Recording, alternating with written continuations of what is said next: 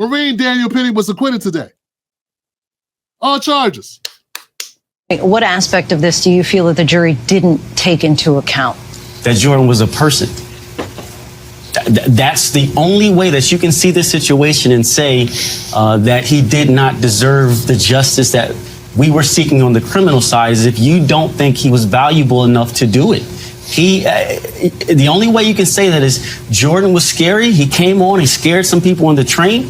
That could be true. But at some point, you have to be a human and have humanity and say Daniel Penny could have let go before Jordan died. He can. So, yeah, but it doesn't look like that mattered. Doesn't look like it mattered, because what they did is they decided that Daniel Penny was justified, or that he had not committed a crime. Daniel Penny was not convicted of manslaughter or of criminal negligence, but I still do not feel good about what happened. And I understand that some people think he's a hero. I just don't think he's a hero for that. If you're on the American left tonight, here's my chart. The good guys today, Daniel Penny. The bad guys, Luigi Mangione. It seems to me. How do you? Everybody what's on the the left, chart for victims? I'm just telling you what I see out in the world. I know. What I just want you to finish the today. chart. Which victim is good and which victim is bad. What I'm telling you is that's not on the second page. People on the left can't Scott, seem to tell the difference between the good guys and the bad guys. People on the. What's a hero? You know? Is he a hero to who? Who did he save? You know, some things are cut and dry when you see somebody save somebody. Okay, like I saw there was a fire in a building and there was a mother holding her child out the window from the fire, and she let the baby drop, and some guy catches the baby. Baby! Throw the baby now! Stop it! Whoa. Jump, lady, come on! Jump, lady! Holy shit. Good catch. I see this. That's a hero. I'm like, very unequivocally, that's a hero. Mom dies of smoke inhalation. This person who did not know the mother or the child saves the child's life. Hero. People are saying Daniel Penny is a hero. And I'm like, how are these the same things?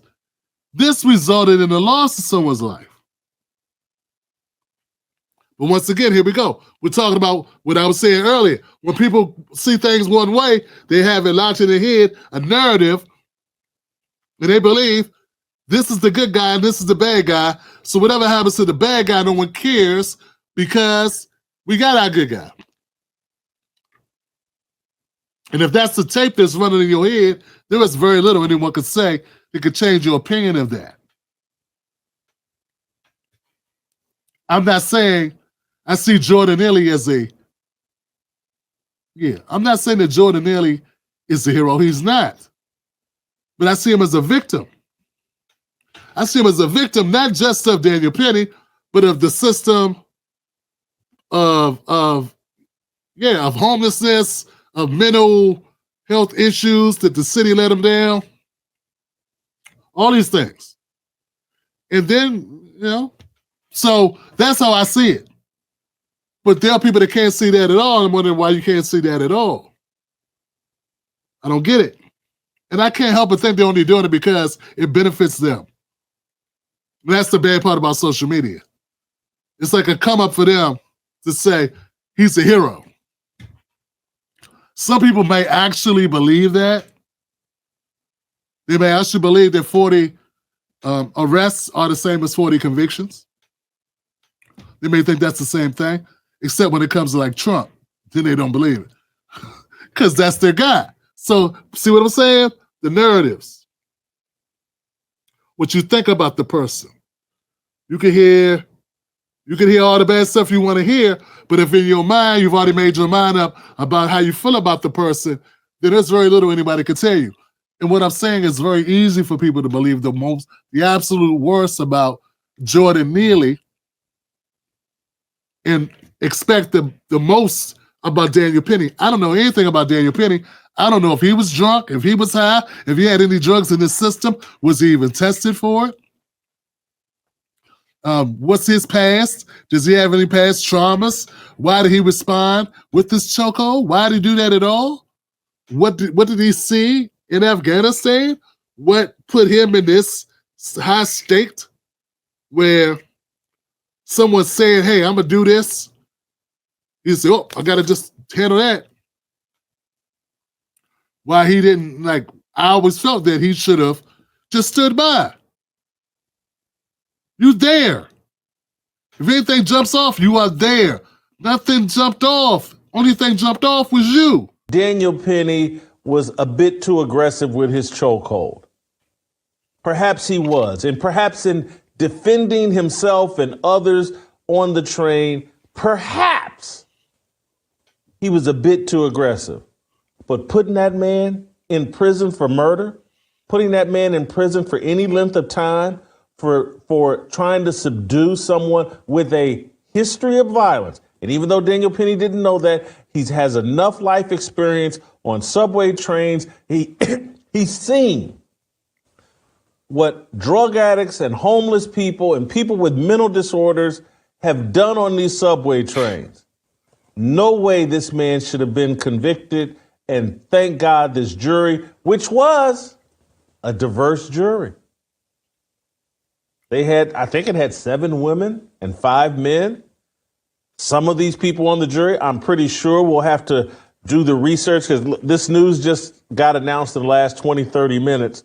But I'm sure there were some black people on that jury, people of color on that jury, and they all manned up. I don't know. I heard a little bit different about the diversity. If Daniel Penny saw Jordan Neely pull out something, even act like he had something on him, because I know sometimes guys do a reach that they're trying to scare people. If he had done that, like he was faking, like he was reaching for something, I could have understood it. I'm not even hearing that. I'm not even hearing that he faked like he was going to pull out a knife. I'm not even hearing like he faked like he had a gun on him. Nothing. Except he was loud and he threatened them.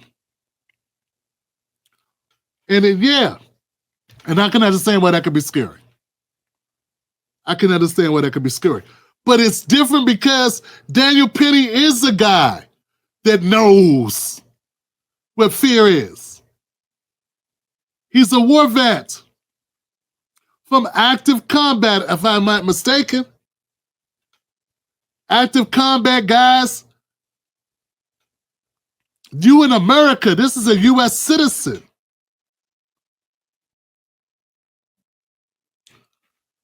But Whitlock says, hey, don't matter. Now volunteered to be the right's next George Zimmerman or Kyle Rittenhouse, two vigilante heroes of the right who are beloved and famous among Republicans solely for killing people who they believe need killing and getting acquitted for it at trial. Armed conservative must be heavily armed and empowered to kill at will with your handgun, your AR-15, or even with your bare hands. Anyone who makes you feel threatened or uncomfortable anywhere, anytime, at your front door, in your driveway, driving by a Black Lives Matter rally, on the terrifying, scary, black man-filled New York subway. And the people who tend to need killing just happen to be black or brown or suffering from mental health crises or white, but just a little too cozy with BLM. I don't like that either. Because Daniel Penny's on a train. He was on a train, and this situation did happen while he was there. Wasn't like Rittenhouse. Rittenhouse went to a place to be deputy dog. He said he went there to do this. He wants to come protect these people's property. That's what he said. That's not Daniel Penny. Daniel Penny was not protecting property.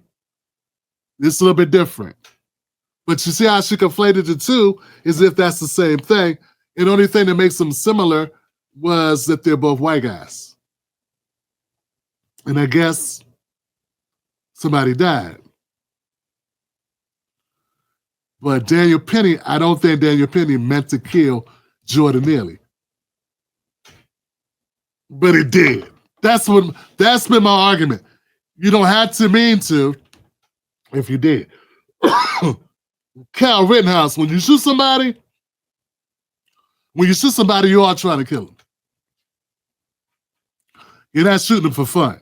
So that's a very obvious outcome of your shooting them. And I don't feel the same way. So see how I don't like either side of that. It's okay not to like either side of it. So somebody was sharing this video of a story that a actual case in New York where it was a black man and a Latino.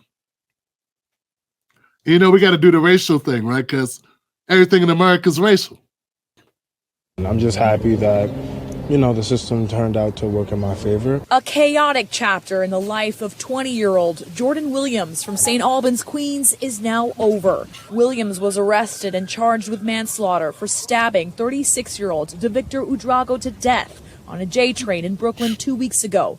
From the beginning, Williams said he acted in self-defense. I was scared in that situation. A grand jury believed Williams and refused to indict him. I'm happy that I can get on with my life the way I'd like to. Law enforcement sources tell News 4 that on the night of the deadly stabbing, Udrago was harassing strap hangers, acting erratic, and punched Williams' girlfriend, Yasmin Ratliff. Everyone was there. They seen that he defended me. I was defending him, and that's it. The Brooklyn DA's office says our office conducted an impartial and thorough investigation of this tragic case, which included review of multiple videos and interviews with all available witnesses, and that evidence was fairly presented to a grand jury. Today, the charges against Jordan Williams have been dismissed. Justice has been served. When asked if he feels like authorities moved too quickly to arrest and charge him, this was his response. I do feel it was a little fast, but, it's behind me now, so